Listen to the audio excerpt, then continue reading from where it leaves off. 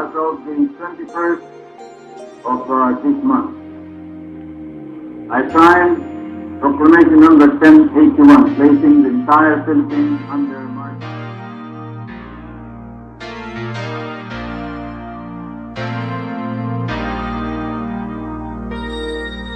Di na ko papayag mawala ka muli. Di na ko papayag na muling mabawi. Ating kalayaan kay tagal na nating bitin, di na papayagang mabawi muli. Magkakapit-pisig, libo-libong tao, kay sarap pala maging Pilipino. Sama-sama iisa ang adhikain, kailanman di na maaalitin. Ang Pilipino sa mundo, mapayapa para ang pagbabago.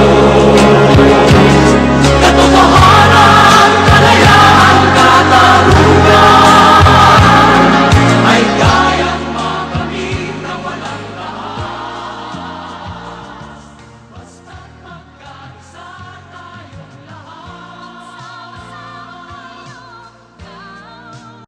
As of the 21st of this month, I signed Proclamation number 1081, placing the entire Philippines under my...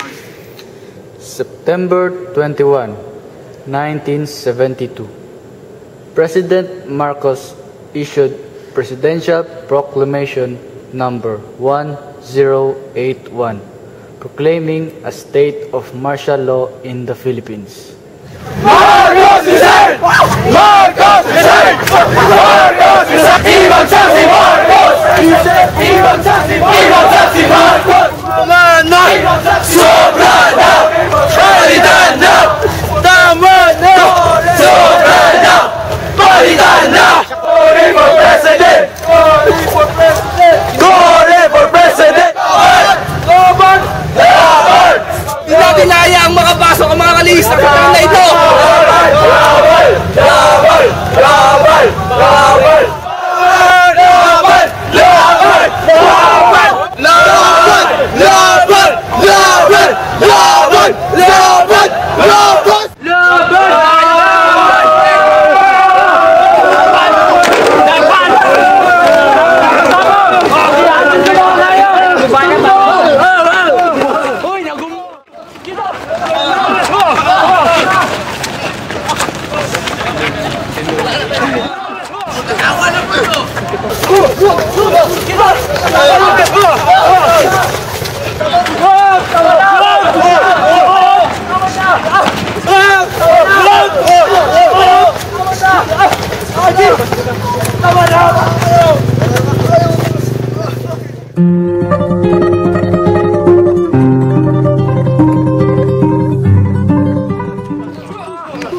Teka, kilala ko to ah. Wala pala kayo eh.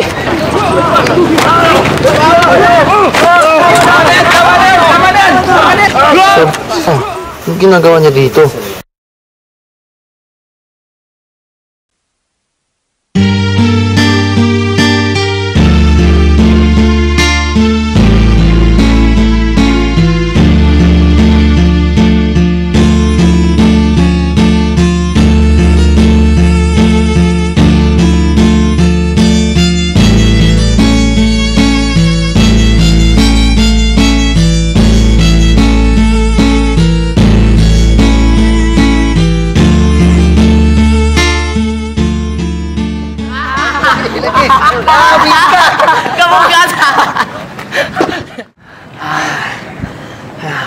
Sana, ganito lang tayo habang buhay.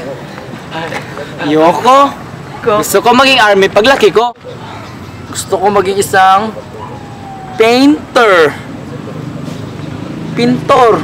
Bakit? Kasi gusto ko i-paint ang aking nararamdaman.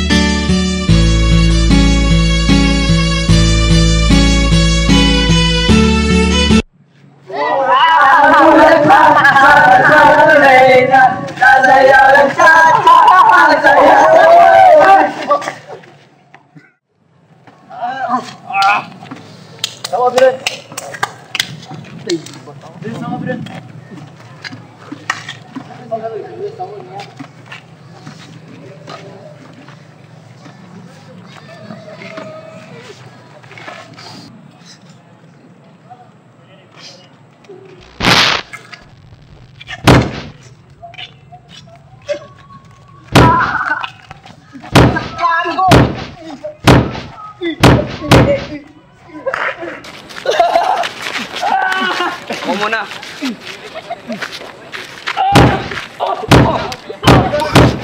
Ako na!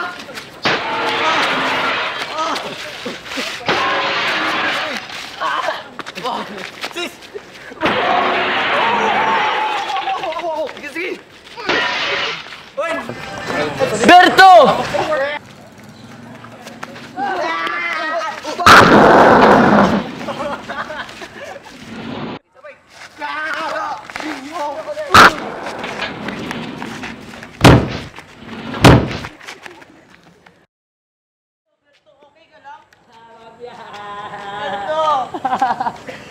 Berto, tumayo ka, Berto!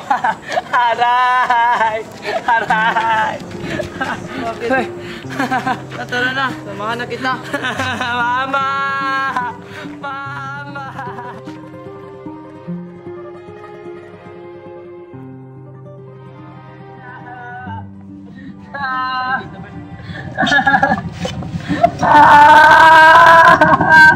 Okay lang yan, Bert. Hindi ka na umiyak. Ito, bibigay ko to sa'yo. Ito sa'yo na to. Sabi kasi ng lolo ko, pag suot-suot mo yan, puprotektahan ka niya. Sa'yo na yan, ha? Puprotektahan? Oo.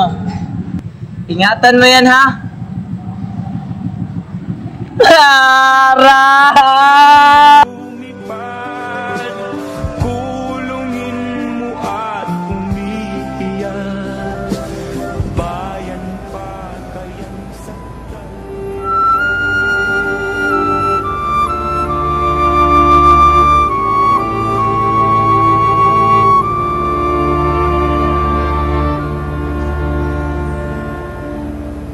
Mayang kong Pilipinas.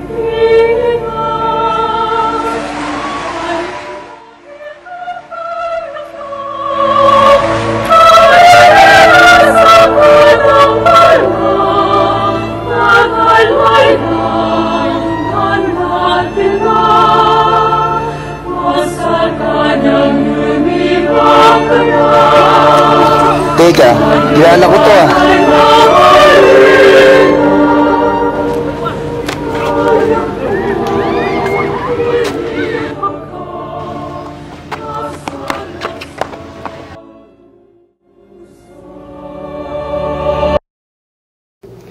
Sunday, August 21, 1983, at Manila International Airport. Former Philippine Senator Benigno Aquino Jr. was assassinated. Aquino's assassination is credited with transforming the opposition to the Marcos regime from a small, isolated movement into a nationally unified crusade.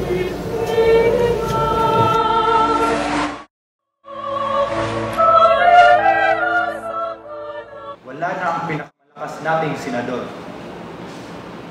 Umaapaw na ang pang-aabuso ni Marcos sa mga tao. Kung may papatuloy ito, mapapahiya ang mga militar. Kapo, ano ang gagawin natin? Napagdesisyonan na namin na tutuwid kami palayo kay Marcos. Pero may mga miyembro pa sa atin na tapat na naglilingkod sa palasyo. Walang galing na po, Lieutenant General. Ngunit, kung mabubuking tayo ni Marcos, wala po tayong pag-asa. Biruin, 400 laban sa 2 batalyon ni Sundalo ni Marcos. Wala po tayong pag-asa. Ni katiting po, wala. Maliit man ang pag-asa nating manalo laban kay Marcos. Pero hahayaan ba nating abusuhin ang mga taong pinoprotektahan natin?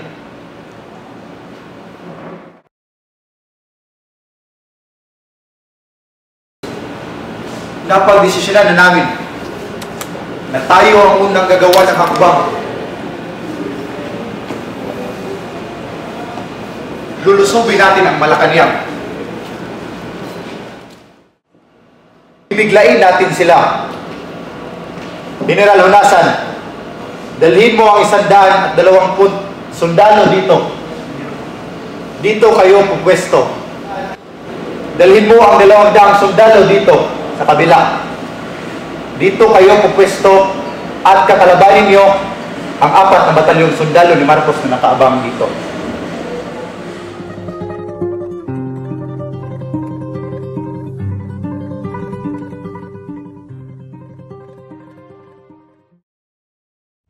Bird! Bird!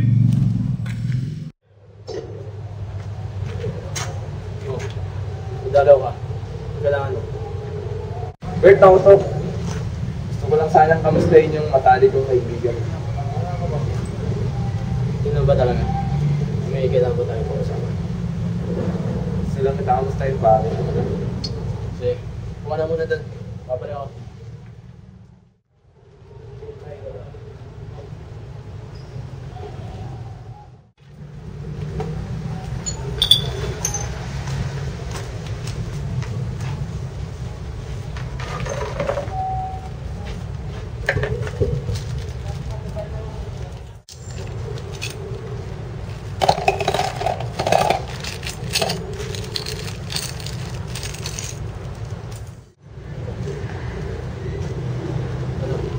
So, huli ka pala sa pagiging sundalo. Oo. Ito yung gusto ko, di ba? Kamusta pagiging pintor mo? Sa nakikita ko eh, guarantee na lang maging pintor. Alam naman na natin kung anong nangyayari sa gobyerno ngayon, di ba? Kaya, pinili ko na lang maging aktivista. Dito kong pag-aaral. Nagulat ako pare. Hindi ko akalain kung pa tayo magkikita. Wala akong magagawa. Talagang hindi ko naman kayang tiisin pa. Pero alam mo yung mga pwedeng mangyari sa'yo. Mas malala ang naranasan namin. Mas masakit. Mas mahirap. Kailangan na talagang matanggal ni Marcos sa pwesto. Pero sigurado ba kayo sa ginagawa nyo yung magtatagumpay kayo? Hanggat may puso't tiwala pare, lalaban kami.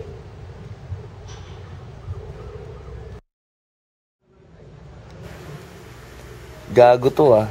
Kung makapagsalita, akala mo walang pinagsamahan. Di niya alam ginagawa niya. Pagsabihan ko kaya to.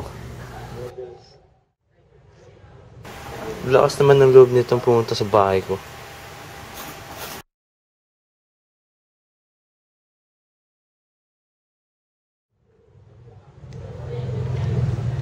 Pare, tigil mo na pagiging aktivista. Hindi ko ititigil pagiging aktivista ba? Paglalaban namin karapatan namin, kalayaan namin. Laban namin. Alam mo bang sa ginagawa mong yan ay pwede ka mamatay? Pasensya na pre. May pera sa katarungan. Kailangan din namin lumaban. Hoy, pare Bert! Subukan natin ang tapang mo ngayon. Sige, bagsak mo!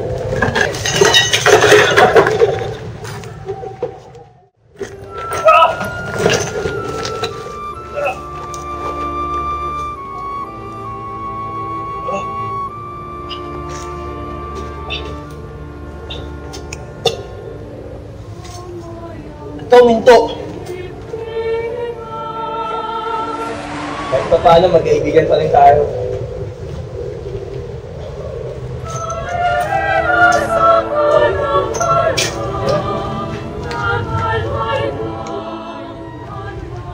Wow, ano? Okay ka pare Bert? Pupos na ako. Mananalo si Cory. Laban kay Marcos.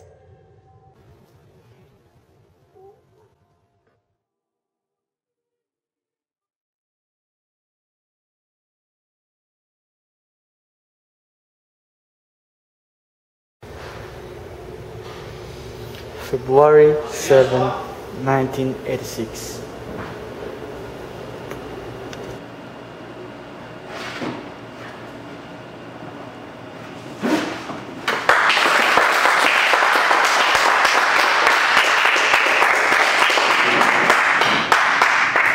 The snap election was held on February 7, 1986. Good morning, everyone. I, like you, know that the past elections were disorganized. I will not allow this woman to lead the Philippines because she came from a communist family. They will deprive you from your own rights because that is the way of the communists.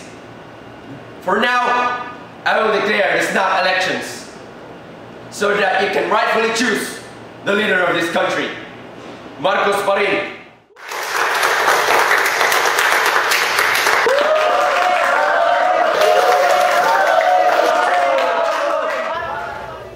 It was the dirtiest election in the history of the Philippines. Parang mali ata suot natin. Tama ba to? Oo, pwede na to. Late na tayo eh. Parang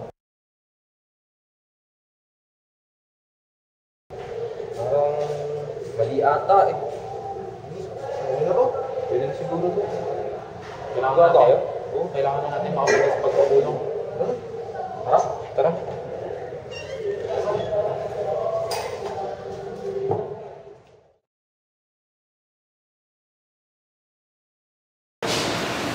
Ulantahin niyo mga balota. Ikaw sa Tarlac, ikaw sa Bataan, ikaw sa Makati, ikaw sa Cebu, ikaw sa Zamboanga, at ikaw sa Palawan. Bakit kayo na kayo tatlo? Bakit nagalit? Pagpamuhin niyo po, General, matatagalan kami sa pagpunta dito. Sapagkat nakalimutan namin ang road na papunta dito. Mga responsable!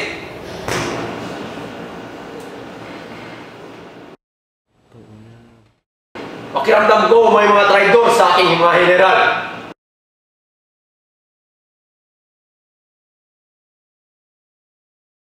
Di ako makakapaya nito!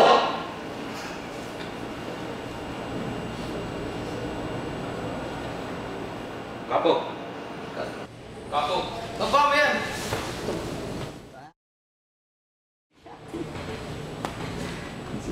Anong ibig sabihin nito? Mga traidor!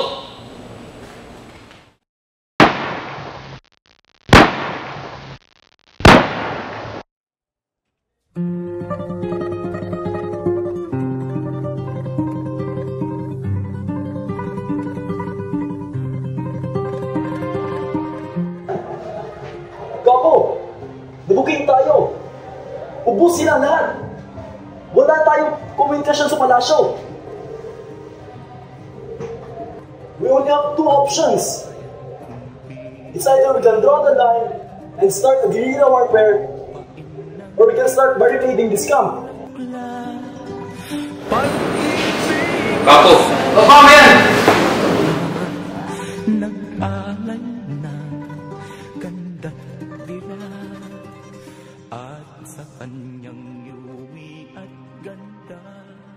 Nananawagan po ako sa lahat ng mga Pilipino.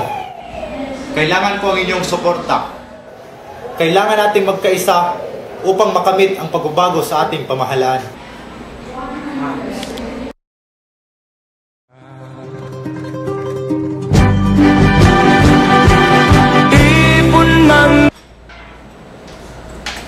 Pre, nandito po si Cardinal Sin para suportahan tayo. Magandang gabi. Magandang gabi po.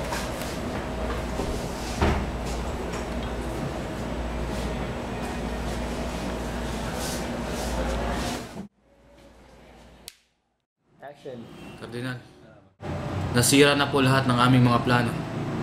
Pero malaki pa rin ang aming pag-asa na maitawid ang lahat ng mga to. Huwag kayong magalala. Nasa inyo ang suporta ng simbahan. At nasa simbahan din ang suporta ng mga tao. Maraming salamat po, Cardinal. Ngunit paano namin makukuha ang suporta ng mga tao? Ako na ang bahala doon. Sa ngayon, kailangan nyo ngayon ang basbas ng Panginoon. Kinagagalak ko kung matanggap ang iyong basbas, Kardinal.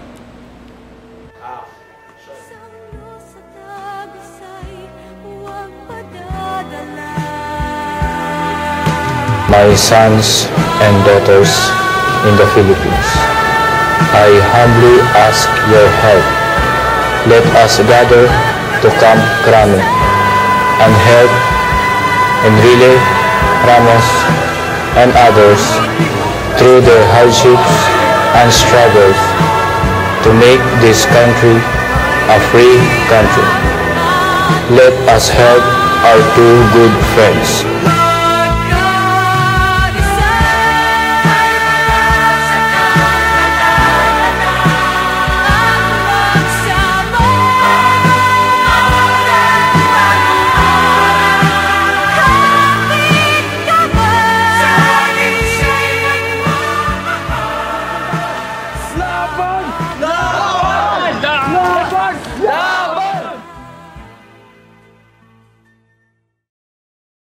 Mga kasama, mga kababayan, ating protektahan nating mga pinuno. Protektahan natin sila para sa kalayaan! Laban para sa hustisya! Laban! Laban! Laban! Laban! Laban! Laban! Laban! Lapit! Laban! Laban! Laban! Laban! Laban! Laban! Laban! Laban! Laban! Laban! Laban! Laban! Laban! Lapit! Laban! Laban! Laban! Laban! Laban! Laban! Laban! Laban! Laban! Laban! Laban! Laban! Laban! Lapit! Laban! Laban! Laban! Laban! Laban! Laban! Laban! Laban! Laban! Laban! Laban! Laban! Laban! Lapit! Laban! Laban! Laban! Laban! Laban! Laban! Laban! Laban! Laban! Laban! Laban! Laban! Lapit! Laban! Laban! Laban! Laban!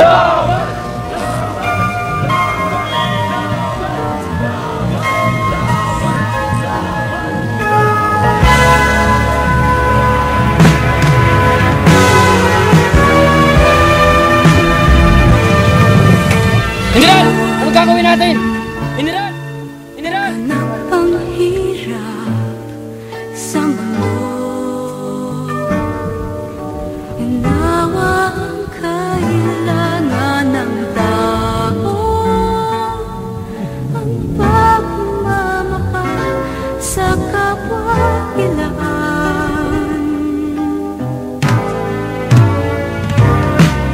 Isa lang ang ugat na ating pinagmulan, kakalain sa ulo sa tagusay, huwag padadala.